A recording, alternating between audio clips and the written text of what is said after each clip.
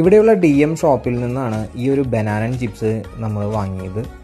ബനാനൻ chips എന്ന് പറഞ്ഞാൽ നമ്മുടെ നാട്ടിലെ കായ വറുത്തത് തന്നെയാണ്. പക്ഷേ അതിൽ കാണുന്ന പാക്കറ്റിലും കായ വറുത്തതിൻ്റെ ആ ഒരു ടേസ്റ്റിലും ഒക്കെ നല്ല വ്യത്യാസമുണ്ട്. ഈ കാണുന്ന പാക്കറ്റിൽ നമുക്ക് 1 ഇയർ എക്സ്പയറി ഡേറ്റ് ഉള്ള കായ വറുത്തതാണ് ലഭിച്ചത്. ഫിലിപ്പീൻസിൽ നിന്നാണ് ഈ ഒരു പാക്കറ്റ് ചിപ്സ് വന്നിരിക്കുന്നത്.